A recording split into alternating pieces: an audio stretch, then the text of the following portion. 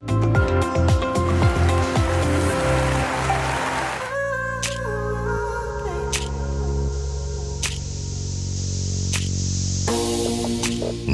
olina omulimu gw'omu mutwe, osaana obeere n'ogw'omu mukono naddala mu Uganda ey'akacyo kano.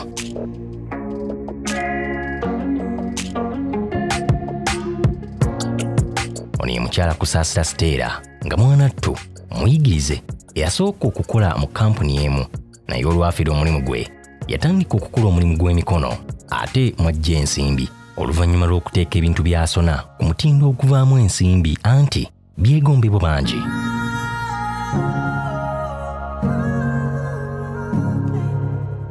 Mukyala Kusaasira atulaga olugendo lwe olwavaamu omutindo guno.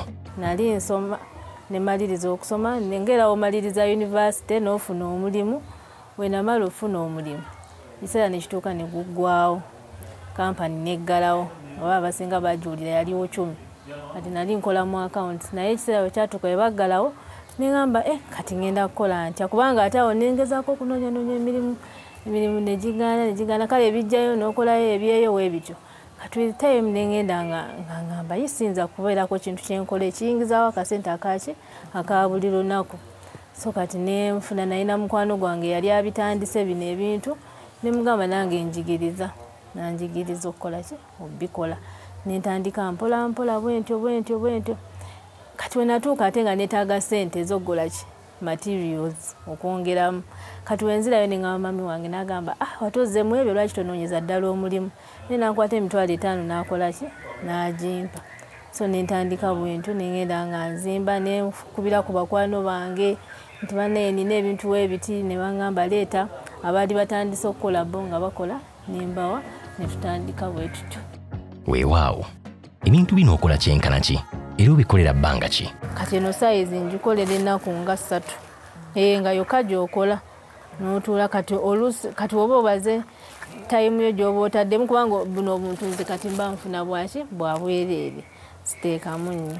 Kati wemba ntudde nenkola ebbanga eryo nenkitunda emitwalo 2. Tutandikirako eno bagiyita tapestry, naye zino bazireeta buleesi. Eno eyawukana kubanga ate eno kati yo tugigula ate erina ne karabba wansi non slippery, so oba omaliriza okiruka newekibeera wansi ku tayiru kano kyoba olaba karabba ko tekaseerera. Omulimu guno gulabika okwetaaga obugumiikiriza, akatale okasanze otya era okasisa otya? Wenfuna odo omuntu n'agamba oba njagala doamaati nga nkola doamaati nga ngimuwa, wewajjawo ayagala necklace naye ng'owa necklace mukola ki mukolera kubanga tezijja nti ziriwo nyingi. Kati once in a while nenfunayo ayagala maati ayagala kubanga zino zo ozikola ne zibeerawo omuntu nakubira oba nkubirayo ekifaananyi nga ninayo abalala abanyambako nakindukira ne kibeerawo. Kati wenfuna orders kati ngeno si zoni ya mikolo, kati ate abagole be bakola ki beba orderinga ng'odda muki mu necklace. Wenfuna oli nti njagala eno gundi nga muwa time ne mugamba naye mu maaso kaawo nja kuba free, nja kusobola okukolera ki maati mpaamu ebbanga bweriti. Ti abantu oluusi oyinza omukolera ekintu n'agamba ankolera n'omukolera n'omugamba kale mpaako deposit n'akola ki n'agamba agwe nkolera nja kitwala, olumaliriza n'akola ki n'atakitwala. Kati oluusi n'obeera nga otaddemu ate kitudde awo, though with time oluusi kati ate engeri gye bibeera nti bya odo oli ajja kujja nga ate tasi kyayagala n'omaliriza ng'okisigazza oba oddamu ate n'okiyiwa n'oddamu n'okolamu ekirala. Kati abantu oluusi tebaagala nnyo kusasula oba oluusi balwawo. Bavubuka banno baweeyo akalowoozo akasembayo. Ekintu ekikulu obwesigwa. Obwesigwa, omuntu aba akuwadde ekintu n'agamba oba nkyagala mu nnaku zino mukubire, wokimaliriza mu bbanga lyerimu, newemba sisobodde kimaliriza era mukubira before nemugamba nti naye omanyi omulimu guno okusigenda kola ki gumaliriza. Ate oluusi newaaba akuwadde akuwaamu ebbanga n'akuwa alya mugamba nti bw'oba oyagala omulimu guno oba necklace bweti mpa ebbanga bweriti nsobole okukola ki okikuwa. Ate era n'omugamba nti teekako ki deposit nemanya nti omuntu ki akakasiza nti agenda kikola oba n'amaanyi agakikola okubeera ate nga tolimbalimba ne materials tolimba muntu nti oba ngenda kikola bwenti ate n'okikyusa. Era oba okikyusizzaamu omukubira n'omugamba naye omanyi ngenda kikyusaamu bwenti, bwakkiriza n'ogenda mu maaso. Obugumiikiriza n'obwesigwa kyekikulu. Omukyala omuwulidde gwe muvubuka ali ewaka tandika wadde ogenda kudda ku ssomero naye ekigere ekisooka nga kisenvudde.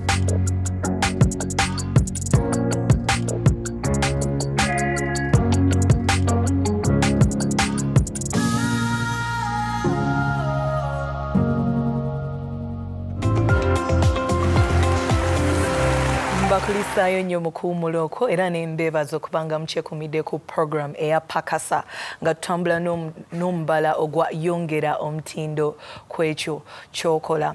Emboozi ey'omuwala oyo ofunamu ekyokuyiga kyamaanyi ddala nti tulina abantu bangi abali mu kkowa eryo basemaduuka abamu baavudde mu ggwanga Uganda naye nga waliwo abawala abali mu mbeera eyo abawererako ddala nga bafiiriddwa emirimu. Kitegeeza ki nti tula wansi otunuulire biki by'oyagala mu ebyo ebintu by'oyagala muyinza okuba nga ojja omulimu okugenda okujja mu bwavu n'okuba nga bakukozesa. Mwami Kibirige ngenda kutandika nawe. Emboozi y'omukyalo ogirabye oluvannyuma lw'okugobebwa ku bukyumi yatula wansi n'alaba kikyasobola okukola. Njagala njogere ku wayogeredde ku mbeera nti abeewakaawe bamugamba naye bino ebintu onoosobola obbikola. Omuntu ng'alina ekintu ky'ayagala nga bukugu naye nga tebuyingiza nnyo nsimbi ate nga yasoma, ngeri ki gy'asobola okukwasaganyaamu abantu bano abamumalamu amaanyi kuba tubana bangi ate nga batulaba essaawa zino? Kansooka njogera ekigambo kino mu bulamu abazungu baita ekigambo kyebayita tragedy oba misfortune. Nze nkitwala bento obulamu bwange mbutwala nti tebuli mu tragedy, tebuli mu misfortune. Mu kigambo misfortune mwe muli fortune. Embeera embi eyo ezze gy'oli singa olekeraawo okkaaba n'osangula amaziga mwe muyinza n'okubeera omukisa gwo. Abantu bangi balina ebirooto naye ebirooto byabwe bifiiridde mu mawoofiisi gye bakola, bifiiridde mu maduuka gye bakeera, bifiiridde mu birooto by'abalala, ebyabwe mwe bifiiridde. Kati Mukama bw'akuwa omukisa ewo nguyita mukisa ne bajja bakugoba ku mulimu oba edduuka ngayo ne liggalawo. Kitegeeza ki? Nti kyekiseera ogende otandike okugoba ekirooto kyo.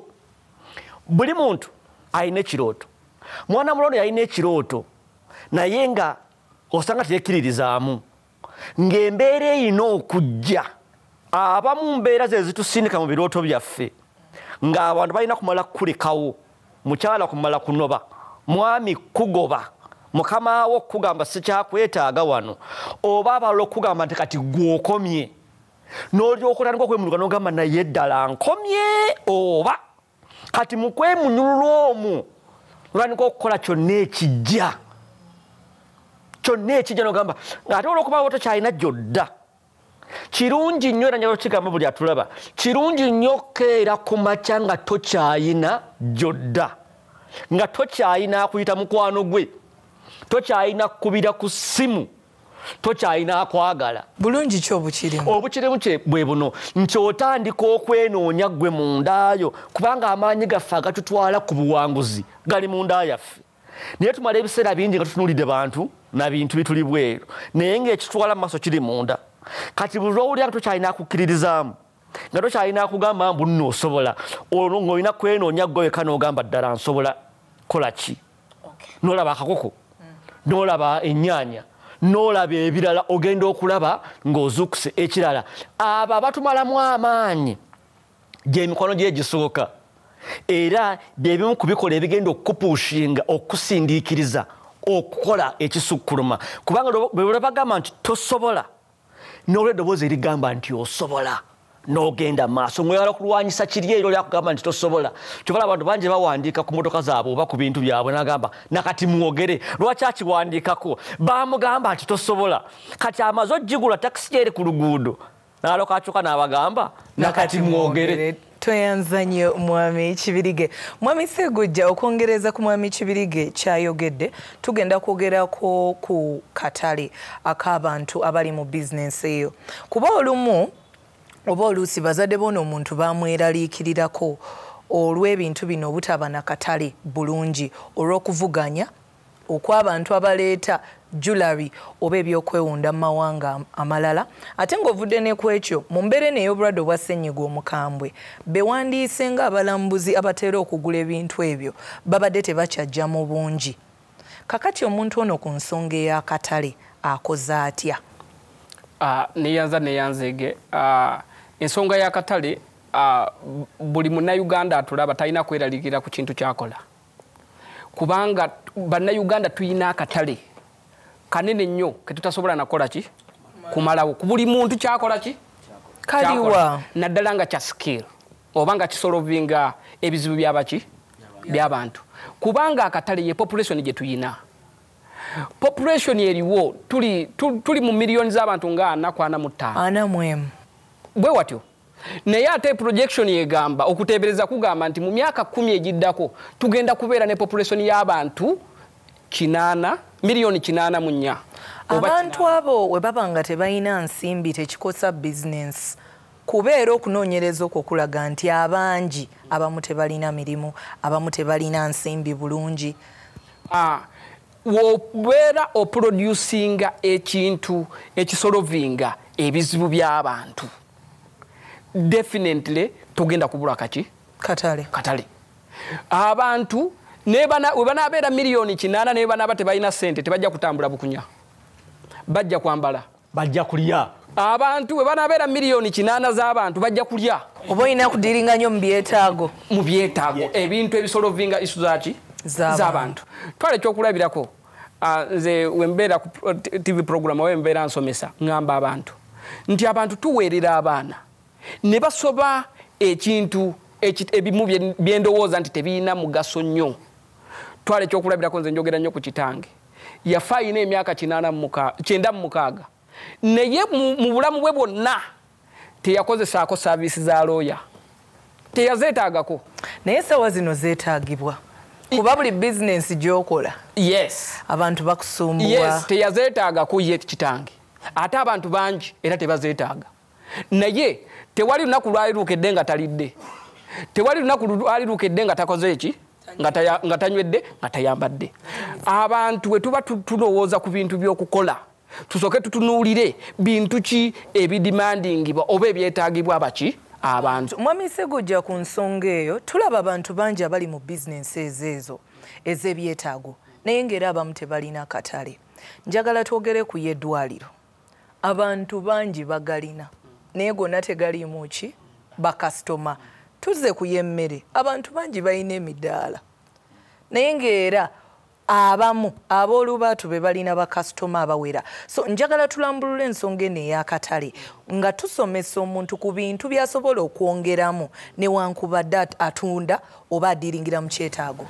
Neyanzege ku nsonga y'akatale ensonga esooka nga tumba kwe kubeera nti ogattako omutindo okubeera nti abantu bonna baproducinga ebintu ebyo birina enkizo. Ensonga endala kwe kubiranga kubanga waliwo enjogera egamba nti ensi tekuwa ekyo ky'odisavinga kikugwanira ensi ekuwa ekyo ky'olwanirira. Gw'oyiseewo otya osukkulumya otya ku banno ekyo kikole ki ekisooka kugattako muki mutindo era kye tubadde tukola ki twogerako. Ekirala kwe kulanga waliwo advertising platforms ki nyingi. Omuntu asobola okubeera nga ebintu byabikolera waliwo ze tuyita cottage industry ng'abikolera waki waka naye abantu tebagenda kujja babinoonye waki wakaawo. Olina okufuna platform abantu kwe bagenda okukutegeerera. Olina okulaba nti osobola obikola ki okubiranga abantu ne babitegeera. Nga tukomekereza Mwami Kibirige obubaka obusembayo eri abantu abagezezzaako mu bulamu bwabwe okwongera omutindo ku bukugu obw'enjawulo bwe balina naye ng'era tebannafuuka bawanguzi nga be bano abantu omuntu bagamba gundi oyo amaze mu bizinensi y'okufumba emyaka 10 naye era akyalinga we yali. Gundi ono amaze mu bizinensi y'okusuubula engoye emyaka 6 naye akyalinga we yali. Nga tukomekereza ekisooka obuwanguzi butwala ekiseera. Obuwanguzi si kintu ekigwawo obugwi ng'omuntu bw'anaagamba nti gundi yagudde n'afa ekyo kiba kyaguddewo obuwanguzi si bwe buli obuwanguzi butwala ekiseera obuwanguzi butwala bukugu abantu abamu tebannaba kuwangula kubanga tebannaba kuguka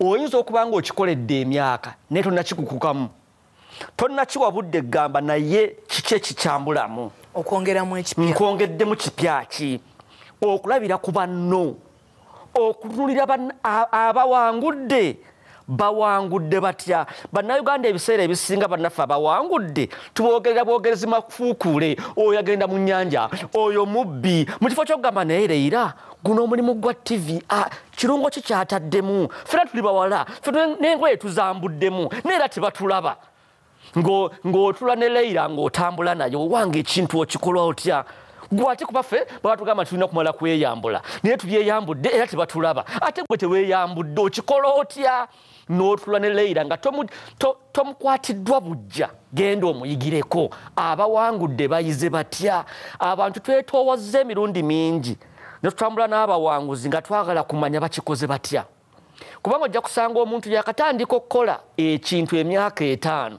mu myaka 5 gyakoleddemu ekintu awasirizaamu abakyala 8 okiwulira tosobola kuwangula ng'oli tunuulira abayimbi abayiseemu ne bawangula mu buyimbi bw'omubuuza olina abakyala bameka omusanga n'omu abaana alina 3 gw'okyali eno okola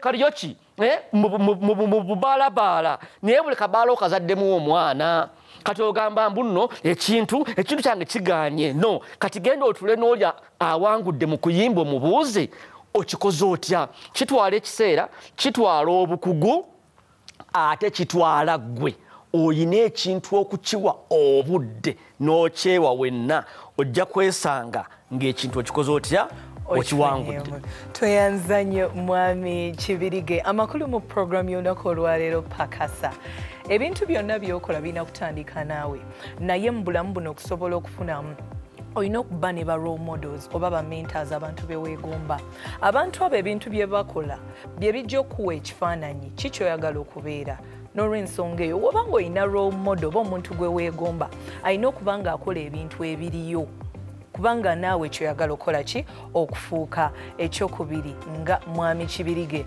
waatubuulidde olina okuba nga weebuuza okwebuuza kukuyambako okumanya n'okugaziya okumanya ate woogaziya okumanya kikuyamba okuba nga oli mu kugumu ekyo ekintu ekyenjawulo kyokola olina okuba nga era obangulwa toyiga buyizi naye weewa obudde okuyiga ekyo ekintu kyoyagala kijja kuyamba okuba nga oli muwanguzi nkwebaza okulaba program Pakasa nga tubadde tutambula n'omubala ogwa yongera omutindo kwekyo ekintu kyokola oba omugaso kwoba obukugu bw'olina nga nkwagaliza ekiro ekirungi sula bulungi weraba